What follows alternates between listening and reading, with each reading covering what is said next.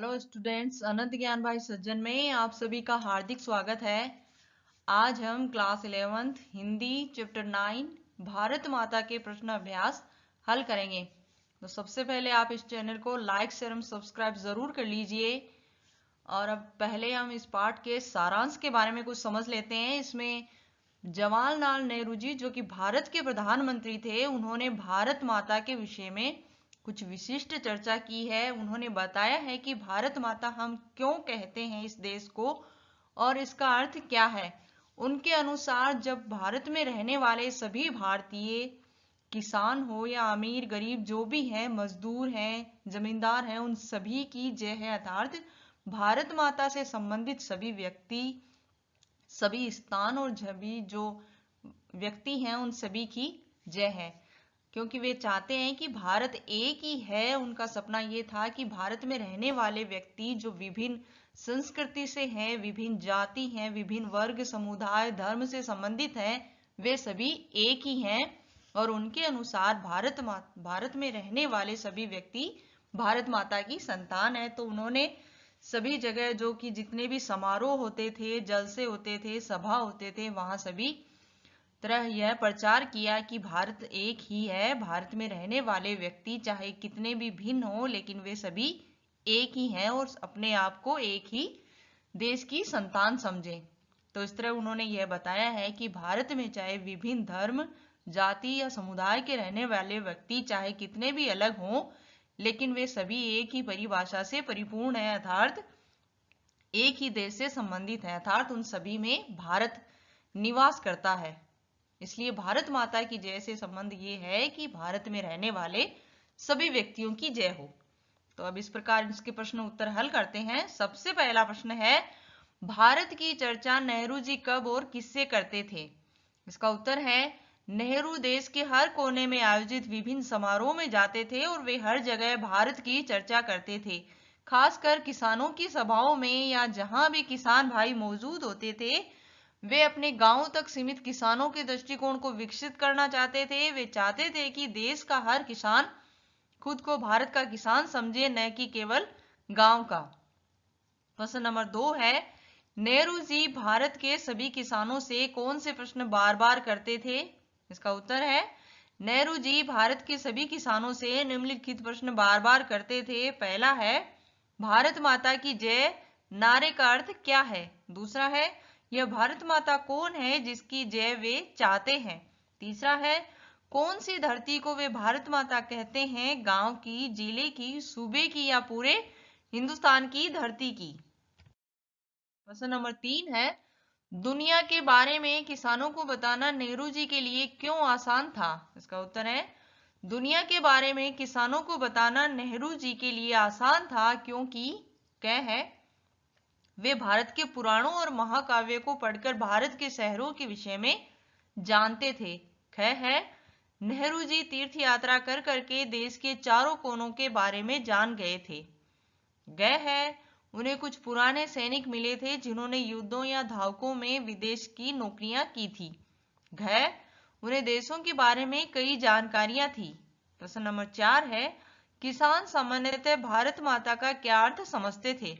उत्तर है, किसान सामान्य तौर पर पृथ्वी को ही भारत माता का समझ लेते थे और नेहरू जी ने उन्हें समझाया कि उनके गांव, जिले, नदियां, पहाड़, जंगल, खेत और करोड़ों भारतीय सभी भारत माता हैं। प्रश्न नंबर 5 है, भारत माता के प्रति नेहरू जी की क्या अवधारणा थी? उत्तर है, भारत माता के प्रति नेहरू जी की अवधारणा थी कि भूमि, पहाड़, जंगल, नदी, खेत आदि के साथ साथ करोड़ों लोग भारत माता हैं। भारत जितना हम समझ सकते हैं उससे भी कई गुना अधिक है। यह भारत अधिक व्यापक है। भारत माता की जय का अर्थ है कि यहाँ के लोगों की जय। प्रश्न नंबर 6 है, आजादी से पूर्व किसानों को किन समस्याओं का सामना करना पड़ता था? उत्तर है, आजादी से पूर्व किसानों को निम्नलिखित समस्याओं का सामना करना पड़ता था। क है, गरीबी और कर्ज। ख है, पूंजीपतियों, जमींदारों और महाजनों द्वारा कर्ज ज्यादा लेने और लूटने की समस्या। ग है, पुलिस का अत्याचार। घ है, लगान की समस्या और बोझ। पाठ के आसपास। इससे पहला प्रश्न है, आजादी से पहले भारत निर्माण को लेकर नेहरू के क्या सपने थे, क्या आजादी के बाद वे साकार हुए? चर्चा कीजिए। उत्तर है, आजादी से पहले भारत निर्माण को लेकर नेहरू जी के निम्नलिखित सपने थे। इसमें पहला है देश की गरीबी दूर करना, दूसरा है किसानों की समस्याओं का अंत करना, तीसरा है देश में औद्योगिक क्रांति लाना, चौथा है भारत की चहुमुखी उन्नति करना आदि। नेहरू जी के सपने पूरे नहीं हुए, लेकिन उन्हें पूरे करने की कोशिश जारी है। प्रश्न नंबर 2 है, भारत के विकास को लेकर आप क्या सपने देखते हैं? उत्तर है, भारत को विकास को लेकर मेरा निम्नलिखित सपना है। क्या है? सभी नागरिकों को भोजन, वस्त्र और आश्रय जैसी बुनियादी सुविधाएं और संसाधन आसानी से मिलने चाहिए। ख है, सभी को शिक्षा और अवसर का समान अधिकार होना चाहिए। ग है, हमारा देश कृषि प्रधान है, इसलिए कृषि में विकास के साथ साथ औद्योगिक क्षेत्रों में भी विकास हो रहा है ताकि लोगों को रोजगार मिले। ग है, भारत एक विकसित और आत्मनिर्भर राष्ट्र बन जाए। अड़ है, देश में तकनीकी क्रांति का समय आए, अगर ऐसा होता है तो हम दुनिया में सर्वश्रेष्ठ होंगे। च है, देश में शांति और सद्भाव कायम रहे।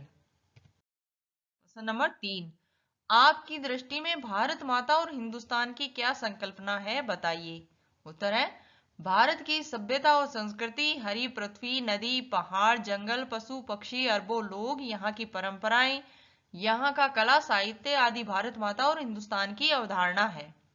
प्रश्न नंबर 4 है, वर्तमान समय में किसानों की स्थिति किस सीमा तक बदली है, चर्चा कर लिखिए। उत्तर है, यदि हम आजादी से पहले की और बाद की स्थिति की तुलना करते हैं तो हम कह सकते हैं कि आज किसानों की स्थिति में बदलाव आए हैं। अब वे अपने खेतों के खुद ही मालिक हैं, उन्हें अब कोई लगान नहीं देना पड़ता है, उन्हें सूखे या बाढ़ के मामले में मुआवजा मिलता है, सरकार द्वारा उनकी फसलों की खरीद के लिए न्यूनतम मूल्य की घोषणा होती है, अच्छे बीज, उर्वरक, कीटनाशक, बिजली, पानी आदि पर सरकार सभी किसानों को भारी सब्सिडी देती है। अब उन्हें भूखों नहीं मरना पड़ता है, खेती के साथ साथ वह छोटे कुटीर उद्योग लगा सकते हैं। अब उन्हें महाजनों, जमींदारों और पुलिस के अत्याचारों को नहीं झेलना पड़ता है। हालांकि किसान आज भी आत्महत्या कर रहा है और दूसरों के लिए भोजन देने वाला आज बिना भोजन के मरने को मजबूर है।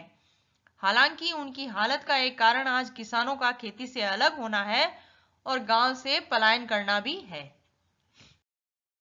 प्रश्न नंबर 5 है, आजादी से पूर्व अनेक नारे प्रचलित थे, किन्हीं 10 नारों का संकलन करें और संदर्भ भी लिखिए।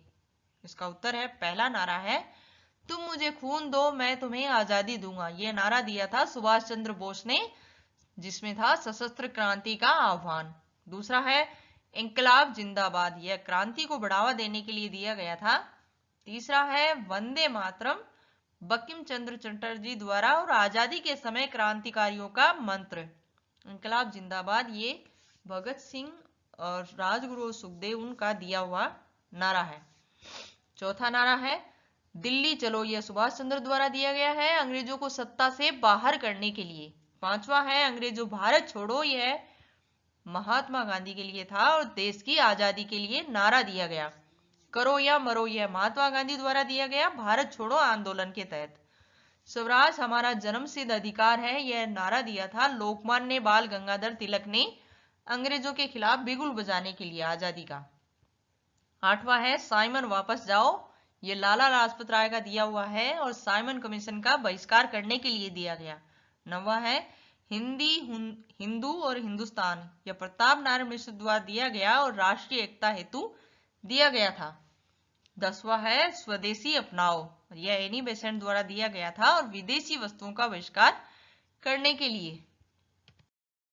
भाषा की बात। प्रश्न नंबर 1 है, नीचे दिए गए वाक्यों का पाठ के संदर्भ में अर्थ लिखिए। दक्षिण, पश्चिम, यंगसा, एकजुज और ढड्डे।